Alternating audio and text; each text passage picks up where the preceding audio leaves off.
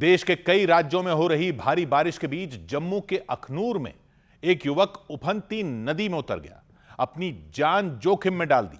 चिनाब नदी में बहकर आए पेड़ के एक तने को निकालने के लिए युवक एक ट्यूब लेकर नदी में चला गया। उसने अपनी जान तक की परवाह नहीं की। पहाड़ी इलाकों में लगातार हो रही भारी बारिश से नदी नाले उफान पर हैं। चिनाब नदी में भी सैलाब आ गया है। नदी का पानी खतरे के निशान के पास पहुंच गया। सैलाब के साथ नदी में भारी भरकम पेड़ और लकड़ियों के टुकड़े भी बहकर आने लगे और वहां रहने वाले उस युवक ने पेड़ के एक तने को निकालने के लिए अपनी जान की बाजी लगा दी। चिनाब की उफनती लहरों पर ट्यूब के सहारे तैरता नजर आया। उसने पेड़ के तने को पकड़ रखा था। नदी की तेज लहरों के साथ बहता दिखाई दिया, तेजी से आगे बढ़ता दिखाई दिया। जिस किसी ने भी उसे ऐसा करते देखा उनके पैरों के नीचे से जमीन खिसक गई। लोग हैरान रह गए, दंग रह गए, क्योंकि एक छोटी सी गलती से भी उसकी जान तक जा सकती थी। लहरों में समा सकता था वो। चिनाब नदी के पानी में गिरने का मतलब जान से हाथ धोने के बराबर था। लेकिन उस युवक ने पेड़ के तने को नहीं छोड़ा। वो ट्यूब की मदद से उफनती लहरों पर तैरता रहा। किसी तरह पेड़ के उस भारी भरकम तने को किनारे पर लाने की कोशिश करता रहा। लेकिन यह काम आसान भी नहीं था। बाद में वीडियो सोशल मीडिया पर वायरल हो गया। प्रशासन में हड़कंप मच गया। इलाके में हाई अलर्ट जारी कर दिया गया। प्रशासन ने लोगों से नदी किनारे नहीं जाने की अपील की। नदी में बहकर आई लकड़ियों के लिए जान जोखिम में नहीं डालने की अपील की। और जम्मू कश्मीर के राजौरी में तो भारी बारिश के बाद तबाही मच गई। मकान डूब गए, गलियां डूब गईं, सड़कें डूब गईं, बाजार डूब गए, खेत डूब गए। राजौरी में बीते 2 दिन में लगातार बारिश हुई, जिससे कई नाले उफान पर आ गए। छोटी नदियां उफान पर आ गईं। देखते ही देखते पानी और मलबा राजौरी शहर में घुस गया। कई इलाकों में अचानक इतना पानी आ गया कि लोगों को संभलने तक का मौका नहीं मिला और उनका सब कुछ सैलाब में बह गया। राजौरी में बहने वाली दरहाली नदी ने सबसे ज्यादा तबाही मचाई।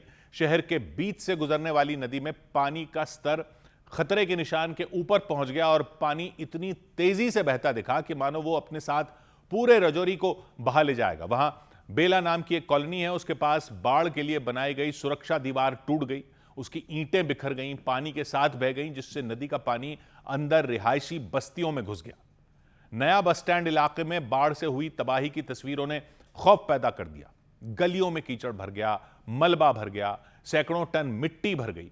एक मोटरसाइकिल का पहिया तो आधा कीचड़ में डूबा दिखाई दिया। एक ऑटो के परखचे उड़े नजर आए। हमारे मकानात भी आप देख सकते हैं, रोडों की क्या हालत हो चुकी है, गाड़ियां जो डैमेज हो चुकी हैं, लोगों का लाखों का सामान जो नुकसान हो चुका है। लोग घरों से बेघर हो गए हैं। आज राजौरी इस वक्त जो है वो पूरा का पूरा रो रहा है। राजौरी में सैलाबी सूरत हाल है। बाढ़ के बाद राजौरी में राहत बचाव अभियान चलाया गया। एसडीआरएफ के जवानों ने लोगों की मदद की, पुलिस के जवानों ने लोगों की मदद की, सेना के जवानों ने लोगों की मदद की। कई लोगों को निचले इलाकों से निकालकर सुरक्षित जगहों पर पहुंचाया गया। मौसम विभाग ने जम्मू कश्मीर के कई जिलों में आने वाले कुछ दिनों में भारी बारिश का अलर्ट जारी किया। 23 जुलाई तक भारी बारिश होने का अनुमान है। प्रशासन ने लोगों से अपील की कि नदी नालों और खतरनाक इलाकों से वो दूर रहें। 23 जुलाई तक स्कूल बंद करने के आदेश दे दिए गए। उधर जम्मू कश्मीर के पुंछ और डोडा में भी बाढ़ और बारिश की वजह से 15 से ज्यादा लोगों की मौत हो गई।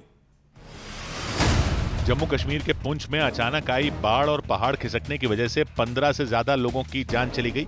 वहीं डोडा में पहाड़ खिसकने के बाद मलबे में दबने से कई लोगों को अपनी जान गंवानी पड़ी। मौसम विभाग ने पुंछ, डोडा और राजौरी समेत कई इलाकों में 3 दिन तक भारी बारिश होने का अलर्ट जारी कर दिया। जम्मू कश्मीर के रियासी में भारी बारिश के बीच प्रशासन ने सलाल डैम के गेट खोल दिए, जिसके बाद चिनाब नदी का जलस्तर बढ़ गया।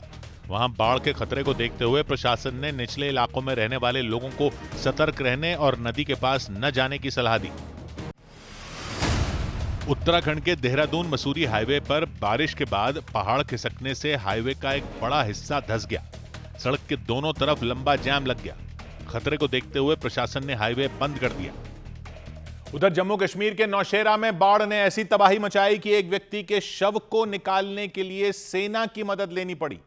लगातार हुई बारिश के बाद मनावर तवी नदी उफान पर आ गई।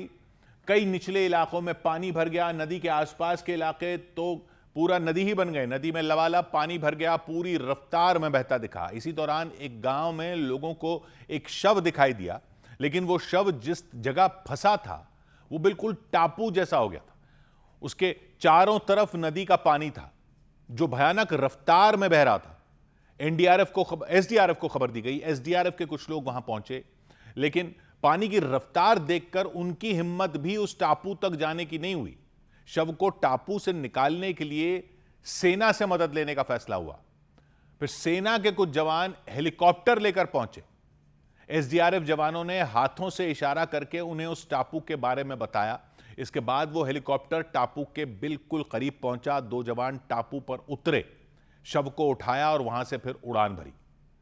उधर लद्दाख के कारगिल में बादल फट गया तो बाढ़ ने भयंकर तबाही मचा दी। कई लोग बह गए, मकान बह गए, गाड़ियां बह गईं, बड़े पैमाने पर नुकसान हुआ। बारिश ने जम्मू कश्मीर के राजौरी में भी कोहराम मचाया। वहां के भी कई इलाकों में बाढ़ जैसे हालात बन गए, सड़कें डूब गई, मकान डूब गए। सैलाब के साथ पहाड़ों से मलबा भी नीचे आया, अपने साथ सब कुछ बहा ले गया। लेकिन सबसे ज्यादा नुकसान करगिल में दिखा। वहां के एक इलाके में खौफनाक तस्वीर दिखी। उफनते नाले में 2 गाड़ियां पानी के तेज बहाव में बह गई, किसी खिलौने की तरह बह गई। पानी उन्हें बहाकर बहुत दूर ले गया, कोई कुछ भी नहीं कर सका। उनके सामने ही एक और कार पानी में फंस गई, थोड़ी देर में वो भी बह गई। गनीमत ये रही कि उनमें सवार लोग पहले ही बाहर निकल चुके थे, लेकिन अपनी आंखों के सामने इन तस्वीरों को देखकर वो बुरी तरह डर गए। इसी तरह के हालात जम्मू कश्मीर के राजौरी में भी नजर आए। वहां कई इलाकों में भारी बारिश हुई, बाढ़ आ गई। पानी इतनी तेजी से बहने लग गया कि लगा कि सब कुछ उसमें बह जाएगा, डूब जाएगा, तबाह हो जाएगा। वहां की सड़कों का यही हाल था। चारों तरफ बाढ़ के पानी का कब्जा हो गया। लोग डर के मारे अपने घरों से बाहर ही नहीं निकले। उधर जम्मू कश्मीर के डोडा में भी भारी बारिश हुई। पहाड़ का एक बड़ा हिस्सा वहां खिसक गया, नेशनल हाईवे पर गिर गया। सड़क पर बड़ी बड़ी चट्टानें गिर गईं। चट्टानों के नीचे दबकर 2 लोगों की मौत हो गई, कई लोग घायल हो गए, कई गाड़ियों के परखच्चे उड़ गए। हाईवे पूरी तरह जैम हो गया। मौसम विभाग ने अलर्ट जारी किया कि वहां अगले 2-3 दिन तक इसी तरह भारी बारिश हो सकती है। लेकिन पहाड़ खिसकने से भारी तबाही मच गई। घटना के वक्त कई गाड़ियां नेशनल हाईवे से गुजर रही थी। उसी समय पहाड़ से अचानक बड़े बड़े पत्थर नीचे गिरे, बस पर गिरे, कारों पर गिरे। बस तो पूरी तरह टूट गई, पूरा हिस्सा दब गया। कई कारों के ऊपर चट्टानें गिर गई। कुछ गाड़ियों को तो जैसे बड़े बड़े पत्थरों ने घेर लिया हो। कई दूसरी गाड़ियों का भी यही हाल हुआ। कई लोग मलबे में दब गए, उनकी हालत खराब हो गई। आसपास के लोगों ने उनकी मदद की। तब तक प्रशासन की कई टीमें वहां पहुंची, उन्होंने घायलों को निकाला, अस्पताल भिजवाया। बारिश ने एक मतलब फिर यहाँ जो है बहुत एक कोहराम मचाया है। यानी लोग जो है अपने आप को बिल्कुल अनसिक्योर फील कर रहे हैं और इंतजामिया जो है कंटिन्यू हर उस जगह पे जा रही है जहां से रिपोर्ट आ रही है। इसके साथ ही प्रशासन ने हाईवे पर गिरे पत्थरों को हटाने का भी काम शुरू किया। पत्थर इतने बड़े बड़े थे कि पहले उन्हें तोड़ा गया, उनके छोटे छोटे टुकड़े किए गए, तब जाकर उन्हें हटाया जा सका। कई घंटों का इसमें वक्त लग गया। तब तक हाईवे की हालत खराब हो गई। सैकड़ों गाड़ियां जहां तहां फंस गईं, बड़ी बड़ी बसें फंस गईं, लोगों की हालत खराब हो गई। वहां से निकलने का कोई और रास्ता भी नहीं था, क्योंकि लोग न तो आगे जा सकते थे, न पीछे आ सकते थे। मौसम विभाग ने अनुमान जताया कि बारिश का सिलसिला आगे भी जारी रह सकता है। लोगों को अलर्ट किया कि बारिश के समय पहाड़ी रास्तों से होकर जाने से बचें। मौसम ठीक हो जाए तभी उन रास्तों का इस्तेमाल करें। उधर नागालैंड के मोन जिले में जमीन खिसक गई और 8 लोगों की मौत हो गई। 10 से ज्यादा लोग वहां घायल हो गए। नागालैंड के मोन जिले में भारी बारिश के बीच पहाड़ खिसकने से तबाही मच गई। हादसे में 8 लोगों की मौत हो गई और 12 से ज्यादा लोग घायल हो गए। पहाड़ खिसकने से कई मकान मलबे में दब गए। मलबे में फंसे लोगों को बाहर निकालने के लिए राहत और बचाव अभियान चलाया गया। असम के कई इलाकों में आई भीषण बाढ़ के बीच सेना ने लोगों की मदद के लिए ऑपरेशन जल राहत शुरू किया। सेना के कई जवान शिवसागर जिले में बाढ़ प्रभावित इलाकों में पहुंचे और वहां फंसे लोगों को नावों के जरिए सुरक्षित बाहर निकाला। उत्तर प्रदेश के जालौन में भारी बारिश के बाद नेशनल हाईवे पर बने अंडरपास का स्लैब अचानक टूटकर गिर गया। मलबा गिरने से अफरा तफरी मच गई, सड़क पर जैम लग गया। गनीमत ये रही कि अंडरपास का स्लैब वहां से गुजर रही किसी गाड़ी पर नहीं गिरा। झारखंड के धनबाद में बारिश हुई तो जगह जगह पानी वहां भी भर गया, लोग भड़क गए। लेकिन लोगों ने बताया कुछ ही घंटों की बारिश में पूरा इलाका डूब गया। मकानों में पानी भर गया, दुकानों में पानी भर गया, दफ्तरों में पानी भर गया। लोग फिर धरने पर बैठ गए नगर निगम के खिलाफ। और नारे लगाने शुरू कर दिए। उन्होंने आरोप लगाया प्रशासन ने वहां बारिश का पानी निकालने के लिए सही इंतजाम नहीं किए थे, इसलिए हर तरफ पानी भर गया। प्रदर्शन बढ़ा तो बीजेपी के विधायक शत्रुघ्न महतो वहां पहुंच गए। वो भी लोगों के साथ धरने पर बैठ गए। उन्होंने उस इलाके के लोगों और वहां के व्यापारियों से उनकी परेशानी सुनी। उनके सामने ही नगर निगम के अधिकारी को फोन किया। किस तरह उन्होंने बताया किस तरह वहां के लोग जल भराव से परेशान हो गए, अधिकारी को बताया और धरने पर बैठने को मजबूर हो गए।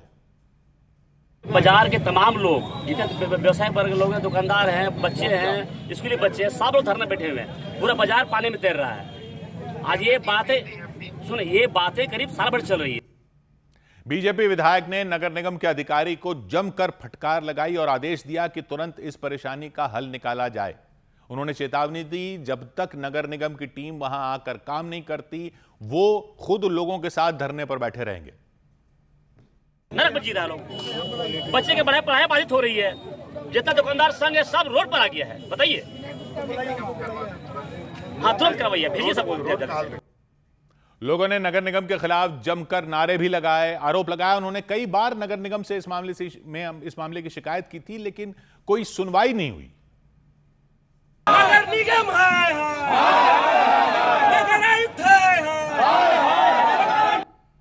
धनबाद में कुछ घंटों तक लगातार बारिश हुई और वहां का एक इलाका पूरा ही पानी पानी हो गया। उस इलाके में मौजूद तमाम मकानों, दुकानों, दफ्तरों सब में पानी भर गया।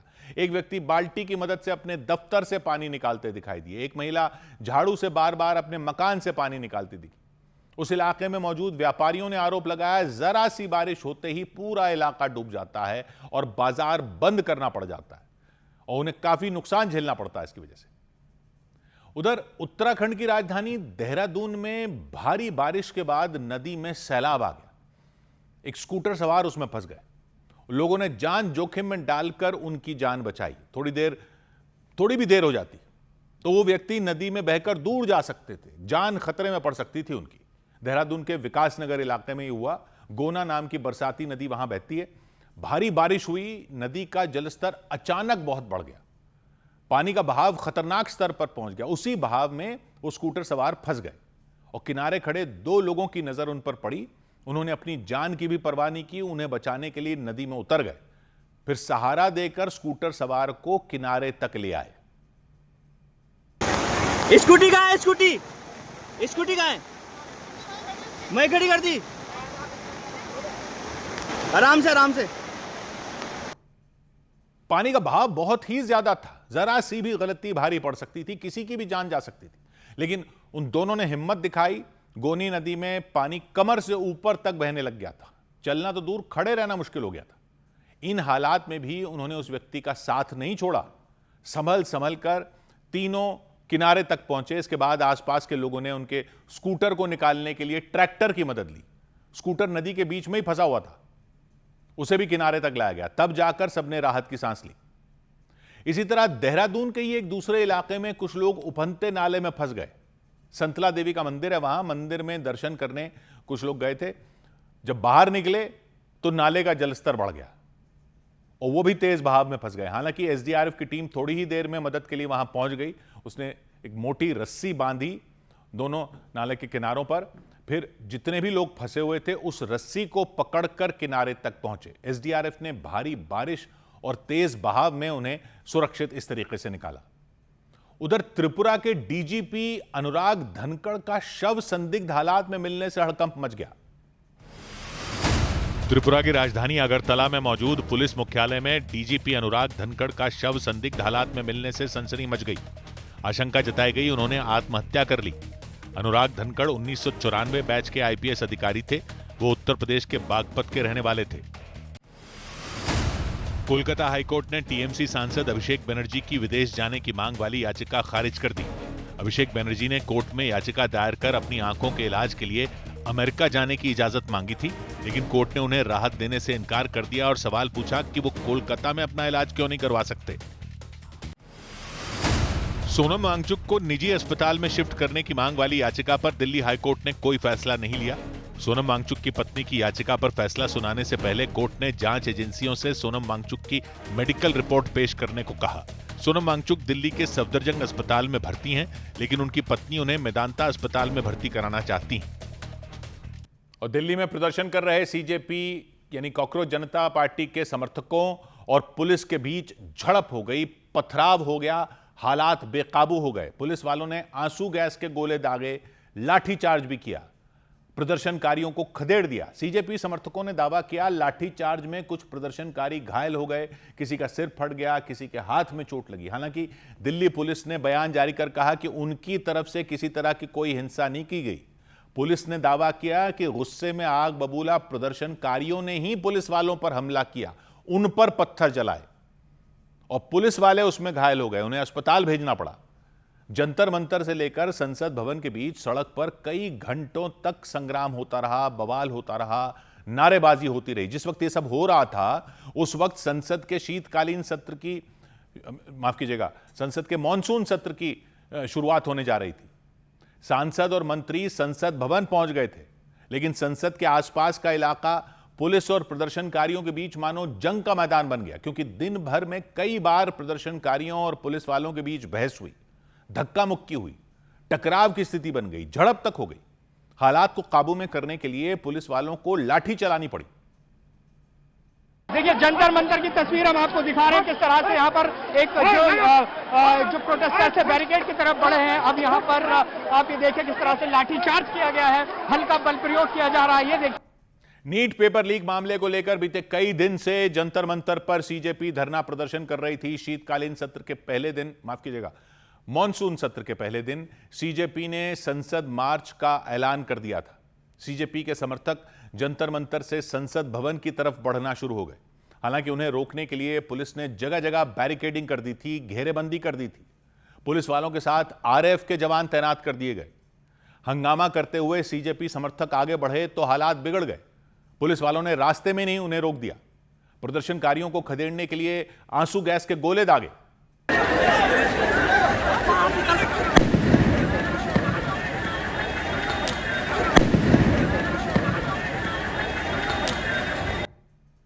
आंसू गैस चलते ही अफरा तफरी मच गई। सीजेपी समर्थक सड़क पर दौड़ पड़े, इधर उधर भागना शुरू कर दिया। इस दौरान उन्होंने पुलिस के खिलाफ नारेबाजी भी की।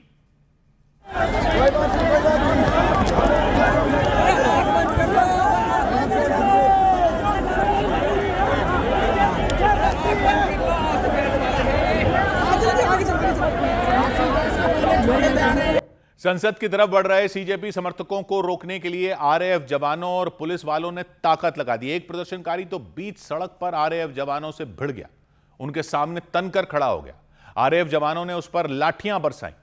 इस दौरान वो बेहद गुस्से में दिखाई दिया। थोड़ी देर बाद आरएएफ जवानों ने उसे धक्के देकर वहां से हटाया।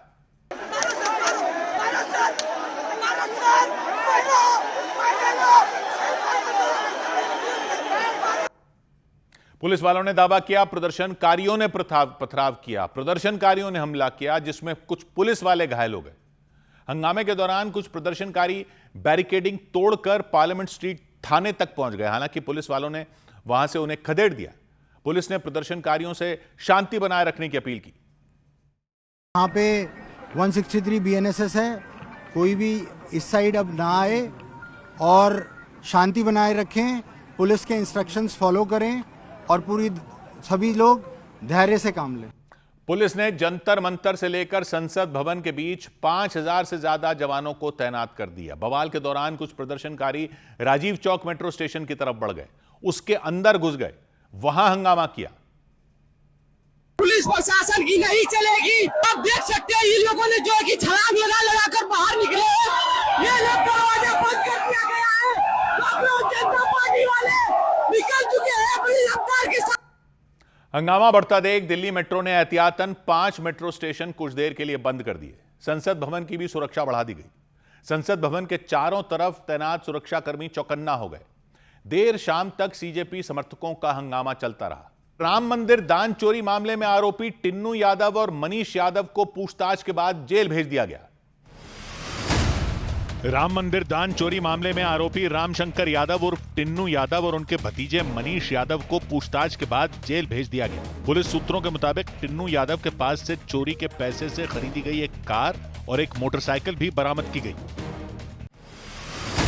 अयोध्या के राम मंदिर चढ़ावा चोरी मामले की सुनवाई करते हुए सुप्रीम कोर्ट ने मौजूदा एसआईटी के गठन पर सवाल उठाए और यूपी सरकार को मामले की जांच के लिए दोबारा एसआईटी बनाने के आदेश दिए। मध्य प्रदेश विधानसभा में मॉनसून सत्र के पहले दिन यूसीसी यानी यूनिफॉर्म सिविल कोड बिल पेश किया गया। इस बिल पर विधानसभा में कल चर्चा होगी। एक रोज पहले कैबिनेट की मीटिंग में बिल के ड्राफ्ट को मंजूरी दी गई थी। इस बिल के कानून बनने के बाद मध्य प्रदेश में सभी धर्मों के लोगों के लिए एक ही शादी मान्य होगी और पहली शादी के रहते दूसरी शादी करने की इजाजत नहीं होगी। उधर बिहार के समस्तीपुर में 12वीं में पढ़ने वाली एक लड़की की हत्या हुई तो सनसनी मच गई। दिन के उजाले में उसे गोली मार दी गई, वो भी बीच सड़क पर। लड़की का नाम बताया गया सुमन। सुमन के परिवार वालों ने हत्या का आरोप बबलू गुप्ता नाम के एक युवक पर लगाया। उनका कहना है बबलू सुमन से शादी करना चाहता था, लेकिन सुमन ने मना कर दिया था। सुमन के परिवार ने दावा किया शादी से मना करने की वजह से बबलू ने उसकी हत्या कर दी और घटना के बाद बबलू फरार हो गया। तो आरोपों पर उसका क्या कहना है वो तो पता नहीं चला। घटना तब हुई जब सुमन सुबह के वक्त स्कूल जा रही थी। रास्ते में उसे गोली मार दी गई। दिन दहाड़े लड़की की हत्या हुई तो इलाके में कोहराम मच गया। गांव के लोगों के साथ मिलकर परिवार वालों ने हंगामा कर दिया। पुलिस थाने के बाहर शव रखकर बवाल कर दिया।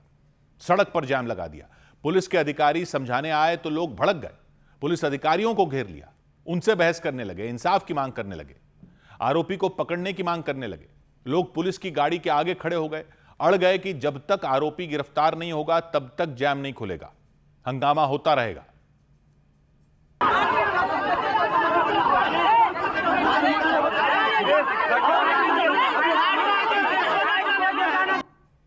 पुलिस के मुताबिक 19 साल की सुमन सुबह के वक्त घर से स्कूल जाने के लिए निकली थी, पैदल जा रही थी।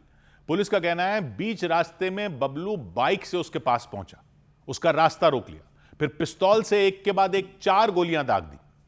गोली सुमन की गर्दन में लगी, सीने में लगी, वो जमीन पर गिर गई। उसी जगह उसकी मौत हो गई।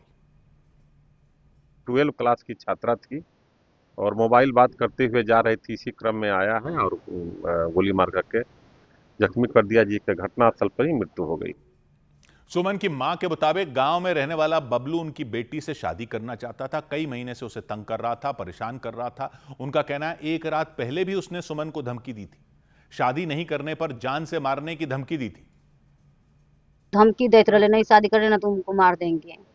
तो हमारा जात नहीं था, तो बोले तो हमारा जात नहीं तो कैसे हम करेंगे शादी। तो वो करके नहीं करेगा तो हम मार देंगे। बोले ठीक है तू मार के देखियो। तो स्कूल में अल 9 बजे वैसे कंड हो गया। पुलिस ने परिवार के लोगों की शिकायत पर केस दर्ज कर लिया। आरोपी को पकड़ने के लिए छापेमारी शुरू कर दी। कई टीमें उसे ढूंढने में जुट गईं। हत्या से गांव में तनाव फैल गया तो वहां भारी संख्या में पुलिस के जवान तैनात कर दिए गए। इधर दिल्ली के जीटीबी अस्पताल में एक मरीज के ऊपर पंखा गिर गया। मरीज के परिवार वालों ने आरोप लगाया पंखा गिरने से उनकी मौत हो गई, जबकि अस्पताल प्रशासन कह रहा है मरीज की मौत उनकी बीमारी की वजह से हुई, पंखा गिरने से नहीं हुई। पंखा गिरने की घटना से इसका कोई लेना देना नहीं है। जानकारी के मुताबिक अकबर नाम के मरीज को बेहोशी की हालत में अस्पताल में भर्ती करवाया गया था। उन्हें सांस लेने में दिक्कत हो रही थी, उनका इलाज चल रहा था। इसी दौरान अचानक उनके ऊपर पंखा गिर गया, पेट पर पंखा गिर गया। वार्ड में और भी लोग मौजूद थे। उनमें एक व्यक्ति ने बताया इस घटना से पहले मरीज एकदम ठीक थे, उनकी मौत पंखा गिरने की वजह से ही हुई। जैसे ही मैं पहुंचा वहां पर जो है ये पंखा मरीज के ऊपर गिरा हुआ था। मैंने तुरंत जो है वीडियो बनाई। वहां पर तबीयत तो उनकी बिल्कुल सही थी, ये पंखा गिरने पर ही उनकी डेथ हुई है। मरीज के परिवार वालों ने अस्पताल प्रशासन पर लापरवाही का आरोप लगाया, मामले की जांच की मांग की। अस्पताल प्रशासन ने जांच करवाई, अस्पताल कह रहे हैं उन्होंने जांच करवाई और अस्पताल का कहना है 18 जुलाई को करीब 9:30 बजे अचानक पंखे की रॉड टूट गई थी और वो मरीज के ऊपर गिर गया। इसके बाद मरीज की जांच करवाई गई। मरीज की अस्पताल प्रशासन का कहना है कि जांच में उनके शरीर पर चोट के कोई निशान नहीं मिले। इसके अगले दिन उनकी मौत हुई। तो अस्पताल ने दावा किया मरीज की मौत पंखा गिरने की वजह से नहीं हुई, बल्कि उनकी अपनी बीमारी की वजह से हुई।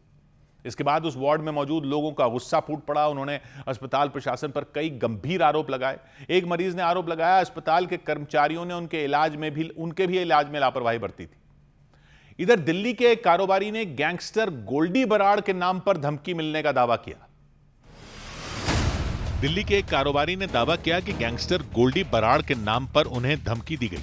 उन्होंने पुलिस में शिकायत दर्ज करवा दी। कारोबारी के मुताबिक विदेश से फोन पर वॉइस नोट भेजकर उनसे 5 करोड़ रुपए की डिमांड की गई।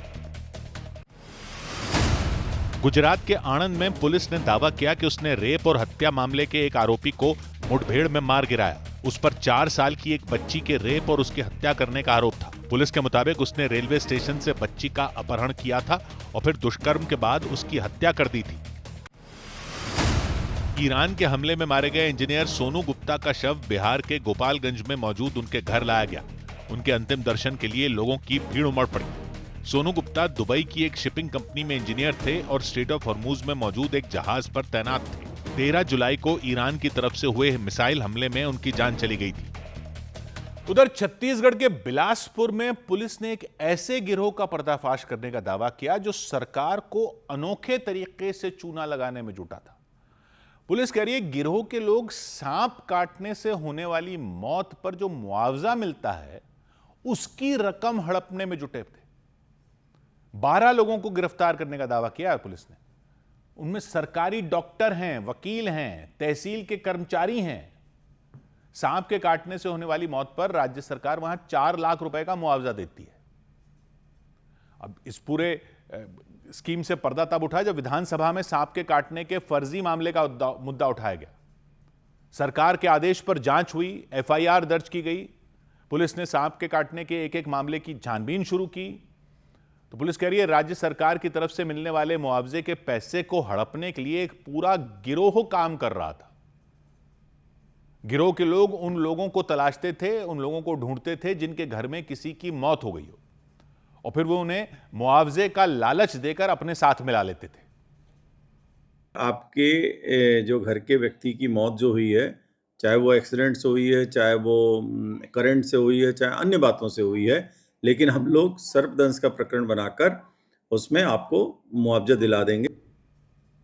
पुलिस कह रही है गिरोह के लोग मुआवजे की रकम हासिल करने के लिए फर्जी दस्तावेज बनवाते थे। सरकारी अस्पताल से फर्जी पोस्टमार्टम रिपोर्ट बनवाई जाती थी, तहसील से फर्जी रिपोर्ट बनवाई जाती थी। पैसा मिलने पर 50,000 रुपए पीड़ित परिवार को देते थे, बाकी के 3.5 लाख रुपए आपस में बांट लेते थे। पुलिस का कहना है गिरोह में शामिल लोग 17 करोड़ से ज्यादा की रकम इस तरह हड़प चुके थे। उधर फीफा वर्ल्ड कप के फाइनल में मिली हार के बाद अर्जेंटीना की राजधानी में बवाल मच गया। अर्जेंटीना के सैकड़ों प्रशंसक सड़कों पर उतर आए, पुलिस से भिड़ गए। फीफा वर्ल्ड कप का फाइनल मैच अर्जेंटीना और स्पेन के बीच हुआ। अर्जेंटीना की टीम लगातार दूसरी बार वर्ल्ड कप के फाइनल में पहुंची थी, पिछली बार जीती थी। तो फाइनल मैच देखने के लिए सैकड़ों प्रशंसक सड़कों पर इकट्ठा हो गए थे।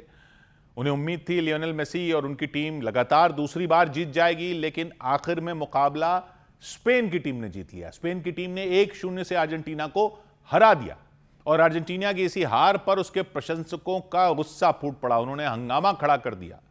हंगामा बढ़ते देख भारी पुलिस फोर्स वहां पहुंच गई। पुलिस ने भीड़ को संभालने की बहुत कोशिश की, लेकिन भीड़ बेकाबू होती चली गई।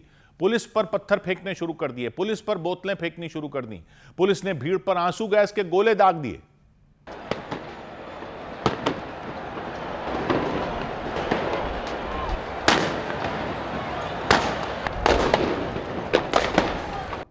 पुलिस की सख्ती के बाद भी वो लोग वहां से हटे नहीं। अर्जेंटीना का झंडा लहराते रहे, पुलिस के खिलाफ नारे लगाते रहे।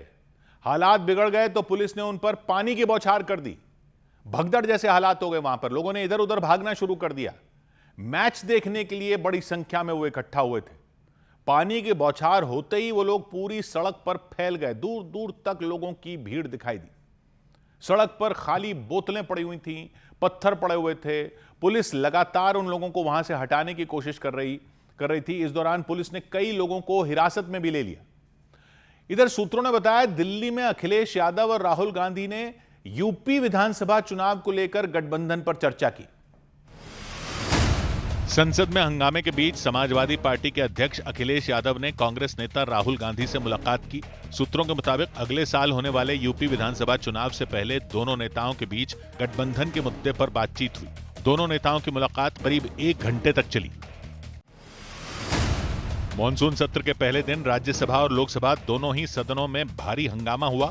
इसके बाद दोनों सदनों की कार्यवाही कल तक के लिए स्थगित कर दी गई। जम्मू कश्मीर को फिर से राज्य का दर्जा देने की मांग को लेकर नेशनल कॉन्फ्रेंस पार्टी ने दिल्ली में विरोध प्रदर्शन किया। प्रदर्शन में पार्टी के अध्यक्ष डॉक्टर फारूक अब्दुल्ला समेत कई विधायक और सांसद भी मौजूद रहे।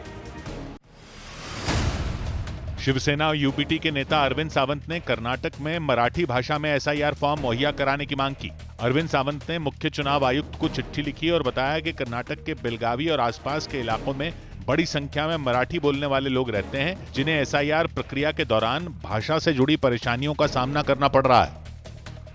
उधर यूक्रेन की राजधानी कीव भयंकर धमाकों से दहल उठी। न्यूज एजेंसी रॉयटर्स ने रिपोर्ट दी कि रूस की सेना ने कीव पर अब तक का सबसे बड़ा बैलिस्टिक मिसाइल हमला कर दिया, यानी ऐसा हमला जो पिछले 4 साल से चल रही इस जंग में नहीं हुआ था।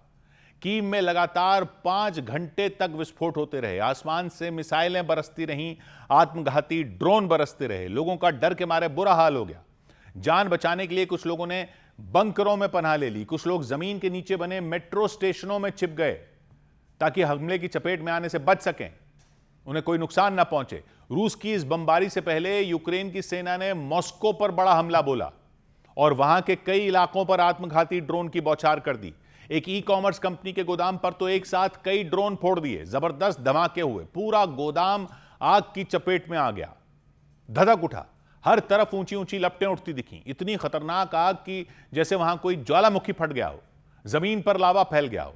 उस गोदाम का ढांचा ताश के पत्तों की तरह बिखर गया।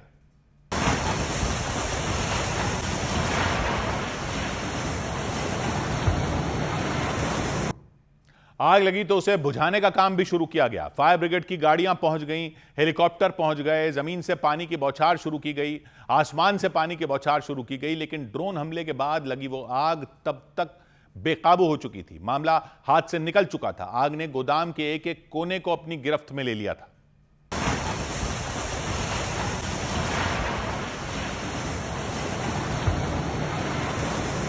गोदाम से जो लपटें उठ रही थीं, जो धुआं निकल रहा था, उसे कई किलोमीटर दूर से भी देखा जा सकता था। जिस वक्त यह हमला हुआ उसी समय आसमान में एक विमान जा रहा था। उस विमान में बैठे यात्रियों ने इस खौफनाक मंजर को देखा तो उनकी भी धड़कनें तेज हो गई, क्योंकि गोदाम से जो धुआं निकल रहा था उसने आसमान में एक बड़े हिस्से को ढक लिया।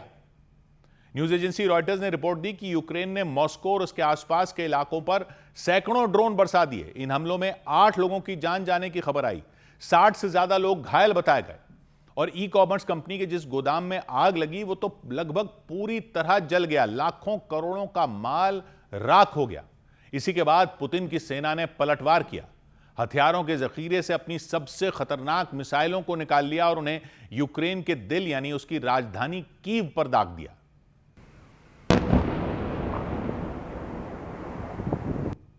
रिपोर्ट कह रही है रूस की फौज ने बीती रात कीव पर कई विनाशकारी बैलिस्टिक मिसाइलें फोड़ डाली। जरकॉल मिसाइल से हमला किया, इस्कंदर मिसाइल से हमला किया और 5 घंटे के अंदर ही 40 से ज्यादा बैलिस्टिक मिसाइलें मार दी। दावा है ऐसा पहले कभी नहीं हुआ था जब रूस ने एक ही दिन में इतने बड़े पैमाने पर बैलिस्टिक मिसाइलों से अटैक किया हो।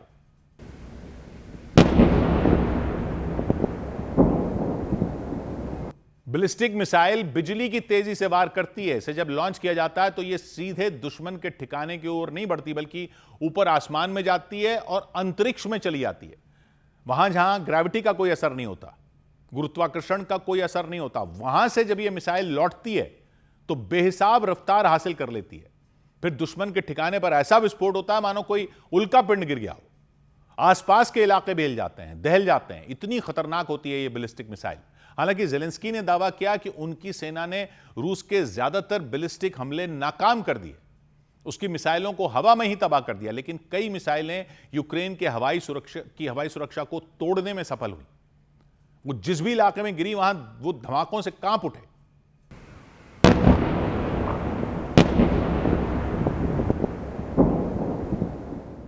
रूस की एयर स्ट्राइक ने कीव में कई इमारतों को तहस नहस कर दिया, उन्हें मलबे का ढेर बना दिया। इस सब के बाद जेलेंस्की ने जवाबी हमले की धमकी दी, साफ किया कि रूस ने जो कीव में तबाही मचाई उसकी उसे भारी कीमत चुकानी होगी। उधर यूक्रेन के जापोरिजिया में हुए हमले में एक इमारत के मलबे में एक बच्ची समेत कई लोगों के दबने की आशंका जताई गई।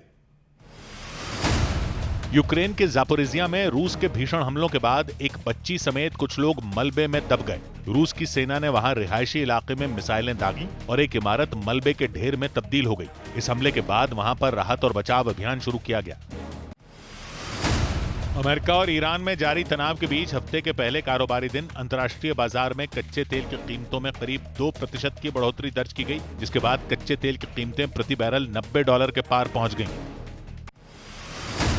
अमेरिका और ईरान के बीच युद्ध से एक बार फिर कच्चे तेल के दाम में उबाल आया। इसकी वजह से सेंसेक्स और निफ्टी दोनों गिर गए। प्राइवेट बैंकों ने भी मार्केट पर तगड़ा दबाव बनाया। दो दिग्गज प्राइवेट बैंकों की गिरावट से इंट्राडे में सेंसेक्स 700 से भी ज्यादा अंक गिर गया। हालांकि ब्रॉडर लेवल पर रौनक दिखी। मिड कैप और स्मॉल कैप इंडेक्स चढ़कर बंद हुए। ग्राहकों से जबरन सर्विस चार्ज वसूलने के मामले में केंद्रीय उपभोक्ता संरक्षण प्राधिकरण ने 40 से ज्यादा रेस्टोरेंट पर कार्रवाई शुरू कर दी। प्राधिकरण के मुताबिक ये रेस्टोरेंट ग्राहकों के बिल में 5 से 10% तक सर्विस चार्ज जोड़ रहे थे और कई ग्राहक इसे जीएसटी समझकर भुगतान भी कर रहे थे। उधर ईरान जंग के बीच अमेरिका ने इस बात की पुष्टि कर दी कि हवाई हमले में उसके 3 सैनिकों की मौत हो गई। वो ईरान के मिसाइल हमले में मारे गए। 2 सैनिक जॉर्डन में मारे गए, 1 सैनिक की मौत इराक में हुई। 3 सैनिकों की जान जाने पर अमेरिका बुरी तरह भड़क गया, बदले की आग में जल उठा। उसने एक बार फिर ईरान पर अटैक कर दिया। अमेरिका के लड़ाकू विमान एक बार फिर ईरान में घुस गए और उसके मिलिट्री बेसों पर भयंकर बमबारी कर दी। आग उगलती मिसाइलों की बौछार कर दी।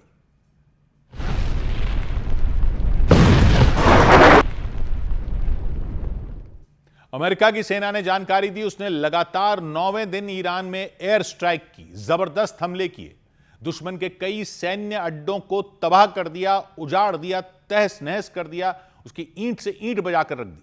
अमेरिका दावा है कि इस हमले ने ईरान की IRGC सेना को तगड़ी चोट दी, मिसाइलों की खेप बर्बाद कर दी, उसकी ड्रोन की खेप बर्बाद कर दी, गोला बारूद की खेप बर्बाद कर दी, दूसरे खतरनाक हथियारों सब की खेप उसने बर्बाद कर दी। इस हमले के बाद डोनाल्ड ट्रंप ने बयान दिया कि उनकी फौज ने बीती रात ईरान पर कहर ढा दिया, खतरनाक हमले कर दिए, उन अमेरिकी सैनिकों के सम्मान में हमले किए जिनकी जंग में मौत हुई। अमेरिका के रक्षा विभाग पेंटागन ने बताया कि युद्ध में उसके 3 सैनिकों की जान चली गई। 2 सैनिक जॉर्डन में ईरान के मिसाइल हमले का शिकार हुए। वो वहां अमेरिका के एयरबेस मुवफ़्फ़क़ सल्ती एयरबेस पर तैनात थे। 3 दिन पहले ईरान ने वहां बहुत बड़ा हमला करने का दावा किया था, अमेरिका के कई लड़ाकू विमानों को बर्बाद करने का दावा किया था।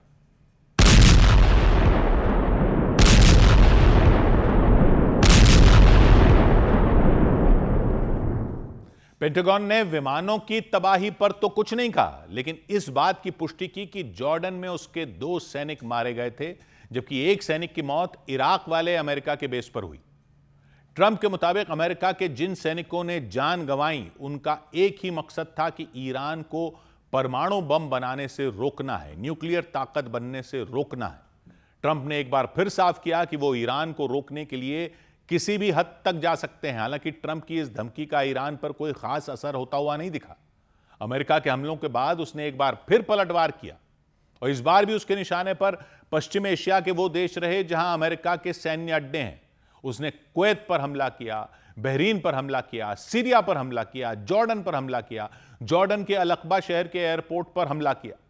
ये जॉर्डन के दक्षिणी छोर पर लाल सागर के किनारे मौजूद है। इसका बॉर्डर इजराइल से भी लगता है।